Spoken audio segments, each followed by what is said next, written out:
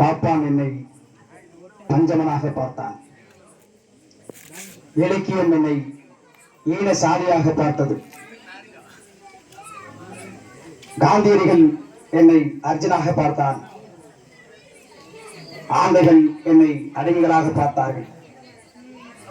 புரட்சியாளர் அம்பேத்கர் மட்டும்தான் எம்மை மனிதராக பார்த்தார். எழுச்சி தமிழர் டாக்டர் திருமாவளவன் மட்டும்தான் எம்மை தலைவராக பார்த்தார் என்கிற உணர்வோடு இந்த பிறந்தநாள் விழாவை ஒரு பொதுக்கூட்டம் என்கிற அளவில் மிக சிறப்பாக ஒருங்கிணைத்து நடத்தி கொண்டிருக்கிற வடக்கு மாவட்ட வடக்கு ஒன்றிய செயலாளர் ஆற்றல் மிகு களப்போராளி அருமை தோழர் சக்திவேல் அவர்களே, இந்த நிகழ்வில் கலந்து கொண்டு சிறப்பித்துக் கொண்டிருக்கிற வெளிச்சம் கலைப்பட்டறையின் நிறுவன தலைவர் தோழர் பாரதி செந்தமிழ் அவர்களே,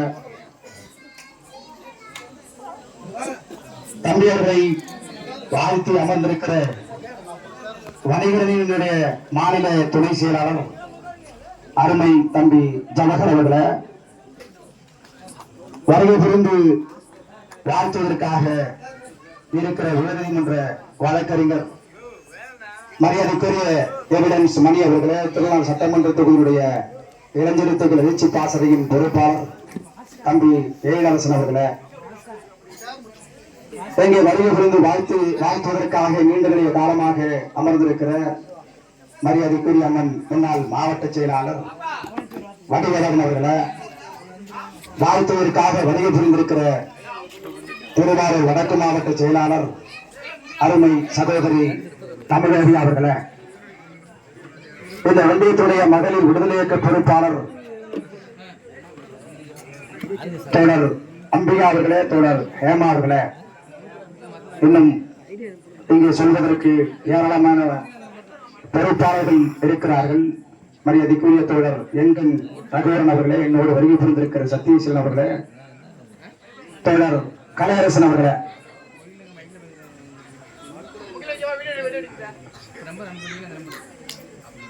உங்கள் அனைவருக்கும் என்னுடைய பணிவார்ந்த வணக்கத்தை தெரிவித்துக் கொள்கிறேன். தலைவர்களுக்கு பஞ்சமான சமுதாயத்தில் இன்று தலைவரின் நிறைந்த ஒரு அவையாக மாறியிருக்கிற இந்த கூட்டத்தை பார்த்தால் எத்தனை ஆண்டு உழைப்பை எழுச்சி தமிழுடைய அந்த வேர்வை சிந்திய ரத்தம் சிந்திய வேர்வையை இங்கே விளைச்சலுக்கு பயன்படுத்தி இங்கே விளைந்து நிற்கிற இந்த காட்சி தான் 35 ஆண்டு கால உழைப்பு.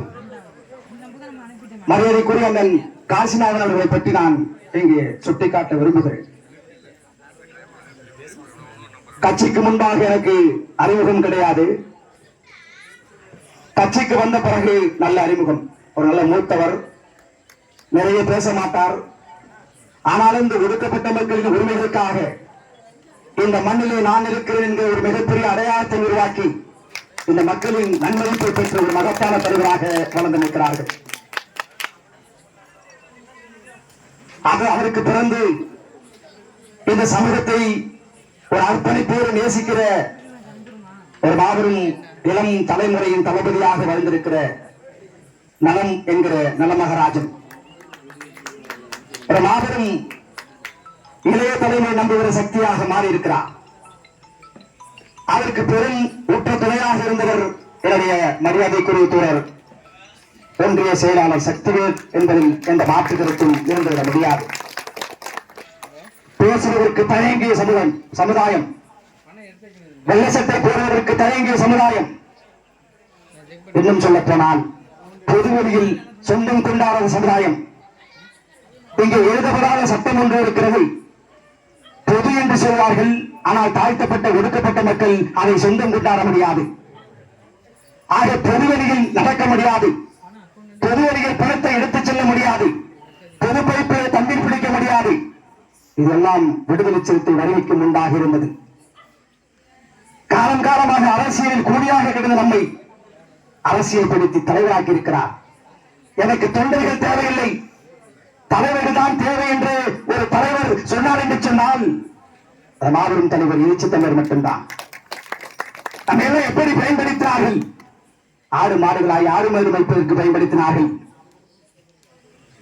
எப்படி அவருடைய வயல்வெளியில் நாமெல்லாம் கூலி வேலை செய்தோமோ, கூலிக்கு மாரடித்தோமோ, அதே போல்தான் நம்மை அரசியலிலும் கூலியாக வைத்திருந்தார்கள். அவர்கள் சொல்லுகிற போஸ்டரை ஒட்டிவிட்டு, அவர்கள் சொல்லுகிற கோஷத்தை அவர் வாழ்க இவர் வாழ்க என்று கோஷமிட்ட நாம் இன்று நாம் வாழ்க, நம் குடும்பம் வாழ்க, இந்த சமூகம் மாறுக என்பதை உரைக்கிறோம் என்று சொன்னால் இது எழுச்சித்தனுடைய வளர்ப்பு. ஒன்றை குறிப்பாக சொல்ல வேண்டும். நலமகராஜன் அவருடைய பிறந்த நாள் விழா. இந்த விழாவை கடைத்தறையில் வைத்திருந்தால் இன்னும் இது உறுதி பிடித்திருக்கும். அடுத்த பிறந்த நாளை மிக முக்கியமாக நிச்சயமாக அவர் கடைத்தறையில் வைத்து உங்களை புகழ் பாடுவதல்ல, உங்களுடைய உழைப்பை சொல்லுவது எங்களுடைய கடமை.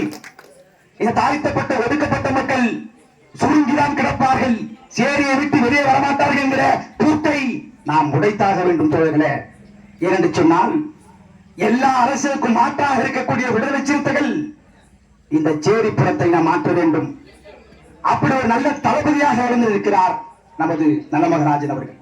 வாழ்த்திய தோழர்கள் எல்லாம் சொன்னார்கள், அவருடைய உழைப்பை சொன்னார்கள், அவருடைய வளர்ப்பை சொன்னார்கள், அவருடைய அதிகாரத்தை சொன்னார்கள், அவருடைய தூண்டுதலான இந்த உழைப்பை இயக்கத்திற்கு எப்படியெல்லாம் பண்டாற்றுகிறார் என்ற முறையை சொன்னார்கள். நானும் பார்த்திருக்கிறேன். கூப்பிட்ட கோளுக்கு ஓடி வரக்கூடிய நல்ல ஒரு தன்மானம் உள்ள தளபதி. நான் தளபதி என்று சொல்வதிலே பெருமை கொள்கிறேன்.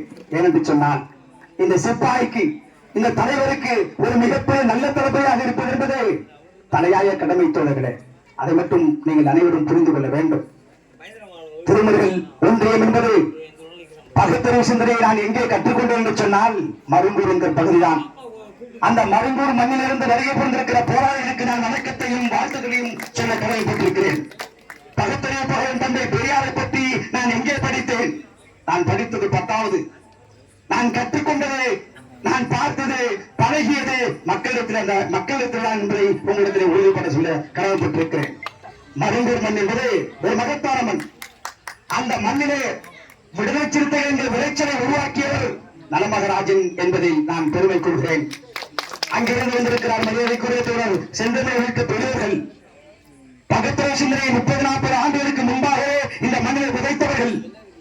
எனவே தோழர்களே, இது பொது கூட்டம் அல்ல, வாழ்த்துக்கள் கூட்டம் தான். ஆனால் அவருடைய உழைப்பை, அவருடைய உன்னத நினைப்பை நாம் பந்தாட்ட வேண்டியது நம்முடைய தலையாய கடமை தோழர்களே. எனவே பேசுங்கள். வாய் இல்லை என்றால் நாய் கூட மறிக்காது என்று சொல்வார்கள். இதை நான் தவறாக பயன்படுத்தவில்லை.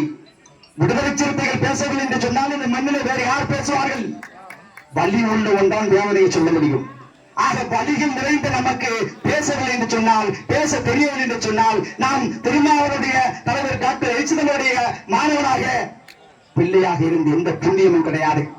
பேச கற்றுக் கொள்ளுங்கள், வலியை சொல்ல கற்றுக் கொள்ளுங்கள். வாழ்வது ஒரு முறை. நலமகராஜன் வாழ்த்தட்டும் இந்த தலைமுறை என்று சொல்லி விடைபெறுகிறேன். நன்றி, வணக்கம். அடுத்ததாக சென்னை உயர்நீதிமன்ற வழக்கறிஞர் அருமை தம்பி வழக்கறிஞர் எவிடன்ஸ் மணி அவர்களை வாழ்த்து அழைக்கிறேன்.